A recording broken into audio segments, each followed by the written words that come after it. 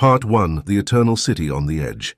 For more than 1,000 years, the city of Constantinople had stood as the beating heart of an empire that refused to die.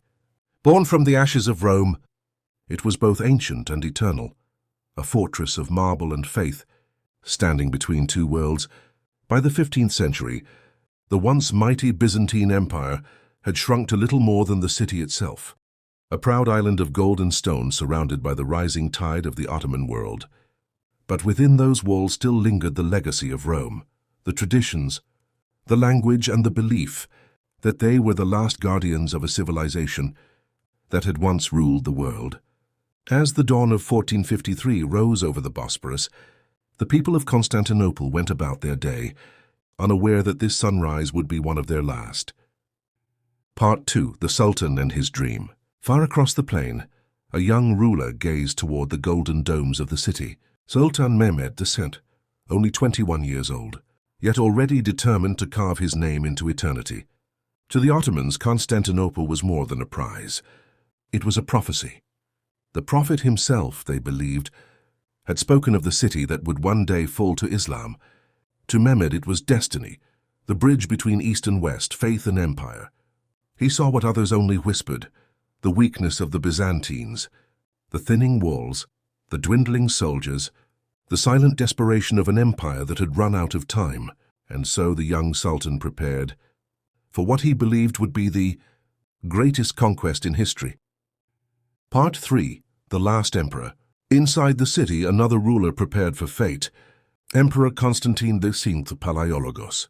Weary yet unbroken, he knew his city was isolated. The Western powers had promised aid, but few had come. The treasury was empty, the walls ancient, the defenders had perhaps 7,000 men, facing an army of more than 100,000. And yet the emperor refused to surrender. He was a man who carried the full weight of a dying empire, but still believed that honor and faith demanded one last stand.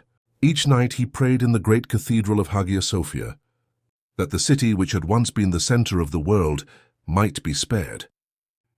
Part 4. The siege begins. In early April of 1453, the ground trembled. Mehmed's army arrived, not as raiders but as architects of destiny.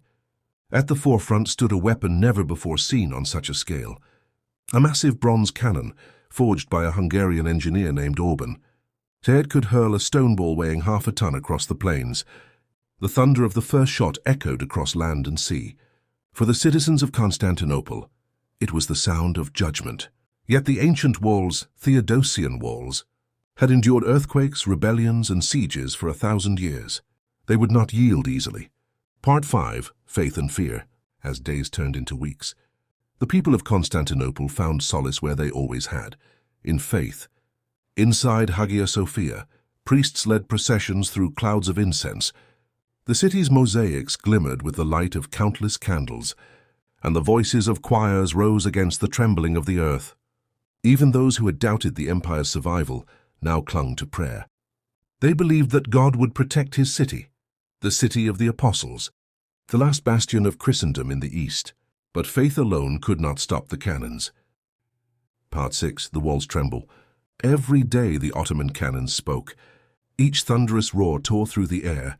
Each impact shook the stones that had guarded the empire for centuries.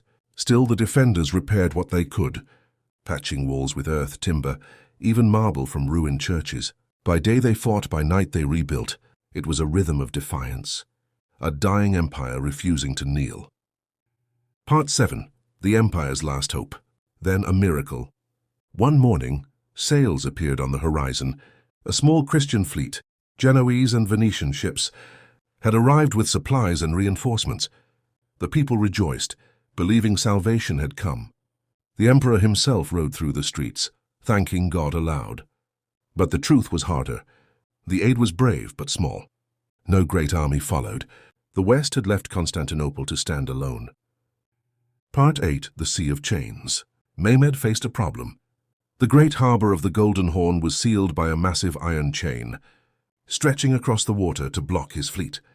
So he did the unthinkable. In a feat of sheer will and engineering, he ordered his ships to be dragged overland, across the hills, on greased logs, to bypass the chain entirely. When the Byzantines awoke the next morning, they saw Ottoman ships sailing calmly behind their defenses, in waters they had thought impossible to reach. It was a moment that broke their spirit. Genius had outmatched faith. Part 9, The Night of Fire. The siege dragged on. Food grew scarce, disease spread. Each night, the glow of fires lit the horizon.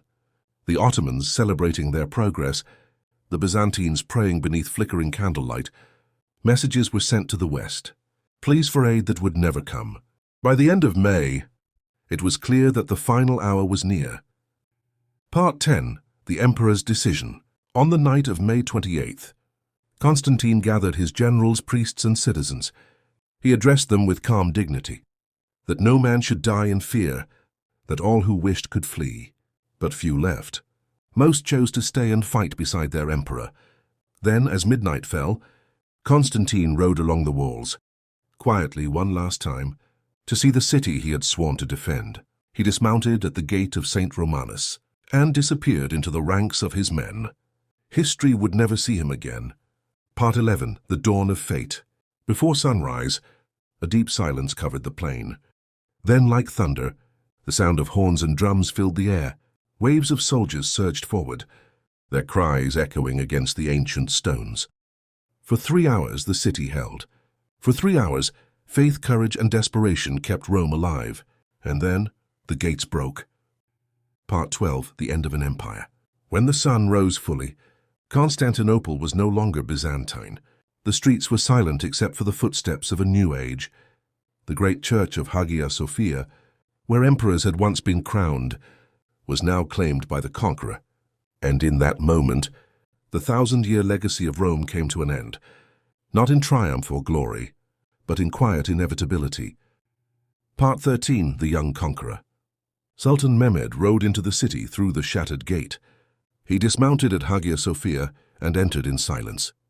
Seeing the vast dome above him, he whispered, "What a city we have given to ruin." He ordered prayers to be said for both the living and the dead. No vengeance, no boasting. Only the understanding that he now stood where Caesar once had. He had not merely conquered a city, he had inherited the legacy of empire itself. Part 14, A New Dawn. Over the coming months, the city began to change. Crosses were lowered, crescents raised. But the stones remained the same. Merchants returned, markets reopened, and for the first time in centuries, Constantinople was again the capital of a thriving empire. It had fallen, but it lived on, reborn as Istanbul. Part 15, The Legacy of Rome. In the centuries that followed, scholars would debate whether 1453 marked the end of the Middle Ages, or the beginning of the modern world. For some, it was the end of Christendom in the East.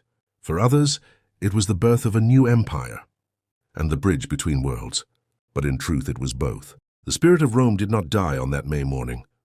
It simply changed hands, passing from one civilization to another, from marble to minaret, from Latin to Ottoman, from the past into the future.